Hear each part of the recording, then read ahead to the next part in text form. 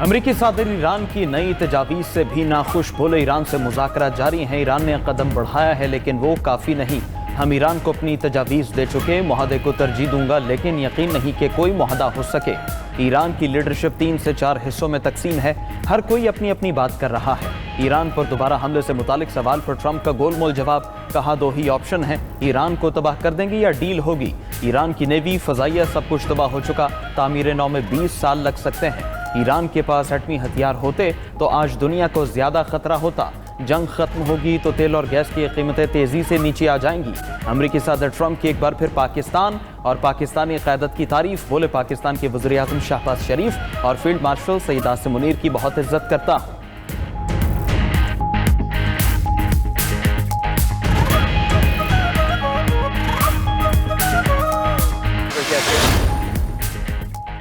ایران نے امن سے متعلق نئی تجاویز جمعرات کو امریکہ کو بھجوائیں۔ ایرانی سرکاری میڈیا کے مطابق تہران نے تجاویز ثالث ملک پاکستان کے ذریعے بھیجیں۔ ترجمان ایرانی وزارت خارجہ اسماعیل بقائی نے واضح کیا کہ امریکہ سے مذاکرات پر کئی ممالک نے تعاون کیے مگر پاکستان ہی باقاعدہ ثالث ہے، دوبارہ براہ راست مذاکرات کا فیصلہ ہوا تو آگاہ کیا جائے گا۔ اسماعیل بقائی نے امریکہ کے حق دفاع کے دعووں کو مسترد کر دیا، سوال اٹھایا کہ ایران نے کوئی مسلح حملہ نہیں کیا تو دفاع کیسا؟ ایران پر حملے دفاع نہیں بلکہ کھلی جارحیت ہیں جن کا کوئی اخلاقی اور قانونی جواب موجود نہیں۔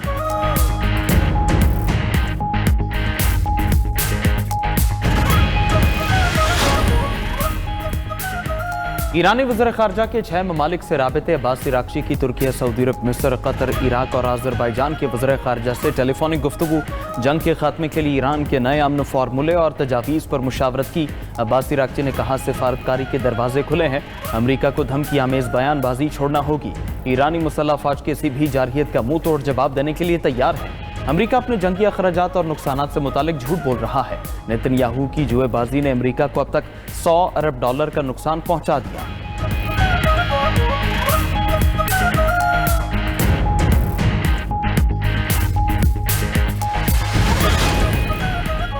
امریکی صدر کا ایران جنگ جاری رکھنے کا آئینی اختیار ختم، جنگ جاری رکھنے کے لیے کانگریس سے منظوری لازمی ہو گئی۔ امریکی صدر کے جنگی اختیارات صرف 7 روز تک محدود ہوتے ہیں۔ وائٹ ہاؤس کے مطابق جنگ بندی کے بعد سے دونوں ممالک میں کوئی جھڑپ نہیں ہوئی، جنگ ختم ہو چکی ہے، صدر کو کانگریس کی منظوری لینے کی ضرورت ہی نہیں۔ وزیر جنگ پیٹ ہیگسیت نے واضح کیا کہ جنگ میں وقفہ 60 دن کی قانونی مدت غیر مؤثر بنا دیتا ہے۔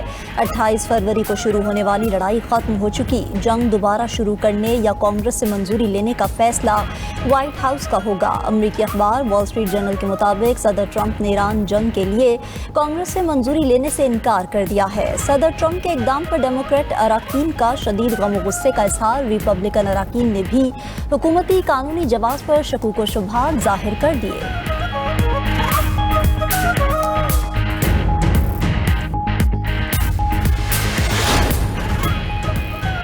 امریکہ نے ایران پر شدید اور تیز حملوں کا منصوبہ بنا لیا۔ امریکی اخبار دی پوسٹ کا اپنی رپورٹ میں دعویٰ، کہا کہ صدر ٹرمپ نے سینٹ کام چیف ایڈمرل بریڈ کوپر کو وائٹ ہاؤس طلب کیا۔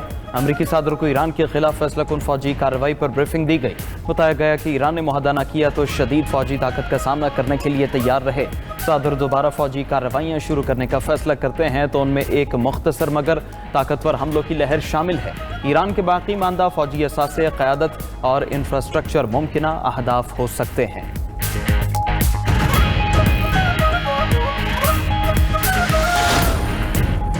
ہم کسی بھی خطرے یا دشمنی کے خلاف پہلے سے زیادہ تیار ہیں، ایرانی آرمی چیف میجر جنرل امیر حاتمی کا اعلان، بولے ایرانی افواج سپریم کمانڈر کی دانشمندانہ قیادت اور ہدایات کے تحت کام کر رہی ہیں، فوج ماضی کی طرح عظیم ایرانی قوم کی طاقت اور حمایت پر بھروسہ کرتی ہے۔ ڈپٹی اسپیکر ایرانی پارلیمنٹ علی نیک زاد نے امریکی مطالبات کو سختی سے مسترد کر دیا، کہا مذاکرات سے متعلق ایرانی قیادت میں اختلافات اور الجھن کی خبریں بے بنیاد ہیں۔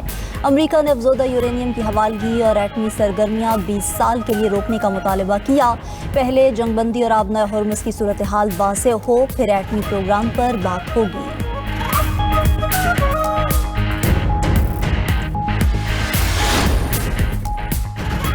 امریکہ نے آبنائے ہرمز سے گزرنے کے لیے ایران کو ٹال دینے والے جہازوں کو خبردار کر دیا۔ امریکی محکمہ خزانہ نے واضح کیا کہ ایران کو ادائیگی کرنے والے بحری جہازوں اور شپنگ اداروں کو پابندیوں کا سامنا کرنا پڑ سکتا ہے۔ ادائیگی چاہے نقد ہو، ڈیجیٹل اثاثوں یا غیر رسمی تبادلے ہوں، سب کو غیر قانونی سمجھا جائے گا۔ ایرانی ریڈ کریسنٹ سوسائٹی اور دیگر اداروں کو ادائیگی کرنا بھی پابندیوں کی وجہ بن سکتا ہے۔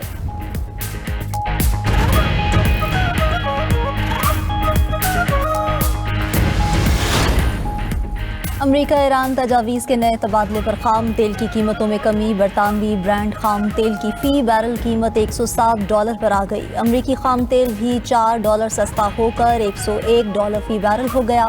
ادھر امریکی ریاست کیلیفورنیا میں پیٹرول کی قیمت $6 فی گیلن تک پہنچ گئی۔ ٹرمپ انتظامیہ کے توانائی بحران پر قابو پانے کے لیے ہنگامی اقدامات۔ اسٹریٹجک ریزرو سے مزید 9 کروڑ 25 لاکھ بیرل خام تیل مارکیٹ میں لانے کا فیصلہ۔ تیل کمپنیز کو خام تیل قرض پر دیا جائے گا۔ PSL کی ڈیبیو ٹیم حیدرآباد کنگز مین نے فائنل کے لیے کوالیفائی کر لیا۔ حنین شاہ نے آخری اوور میں 5 رنز کا دفاع کر کے ٹیم کی فائنل تک رسائی ممکن بنائی۔ 3 مرتبہ کی چیمپئن اسلام آباد یونائیٹڈ ایلیمنیٹر 2 ہار کر ایونٹ سے باہر۔ حیدرآباد نے پہلے بیٹنگ میں 5 وکٹوں پر 186 رنز بنائے۔ عثمان خان کی 61 رنز کی عمدہ اننگز، لیبوشین 39 اور سائم ایوب 38 رنز بنا کر نمایاں رہے۔ 187 رنز کے تعاقب میں اسلام آباد یونائیٹڈ 184 رنز بنا سکی۔ مارک چیپمین کی 43 اور کانوے کی 30 رنز کی برق رفتار اننگز بھی فتح نہ دلا سکی۔ آخری اوور میں اسلام آباد کو صرف 6 رنز درکار تھے۔ حنین شاہ نے صرف 3 رنز دیے۔ شاندار over per Hunain Shah player of the match قرار پائے۔ پشاور زلمی اور حیدرآباد کنگز مین کے درمیان فائنل اتوار کو لاہور میں ہی کھیلا جائے گا۔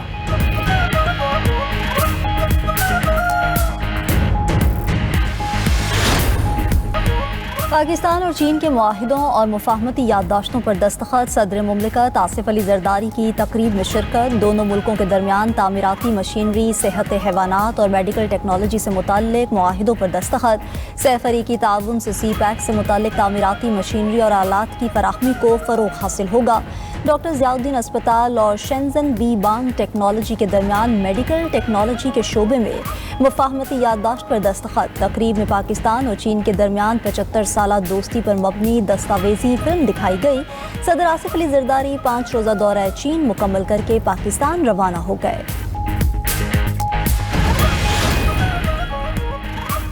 وزیر اعظم شہباز شریف ڈیجیٹل معیشت کے فروغ کے لیے پرعزم chairman Pakistan virtual assets regulatory authority Bilal bin Saqib کو ریگولیٹری نظام جلد از جلد مکمل طور پر فعال بنانے کی ہدایت کر دی۔ بولے ڈیجیٹل معیشت اور سرمایہ کاروں کے اعتماد میں اضافے کے لیے ورچوئل اثاثہ جات کے شعبے کو عالمی معیار کے مطابق بنایا جائے۔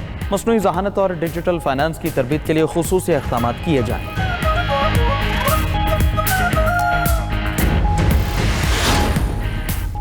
وزیر اعظم شہباز شریف نے 1 کانسٹیٹیوشن ایونیو کے معاملے پر اعلیٰ سطح کمیٹی تشکیل دے دی۔ وزیر قانون اعظم نذیر تارڑ کمیٹی کے سربراہ مقرر۔ وزیر مملکت داخلہ طلال چودھری اور دیگر اراکین حصہ ہوں گے۔ کمیٹی بلا تفریق فریقین و متاثرین کو سن کر 1 ہفتے میں رپورٹ پیش کرے گی۔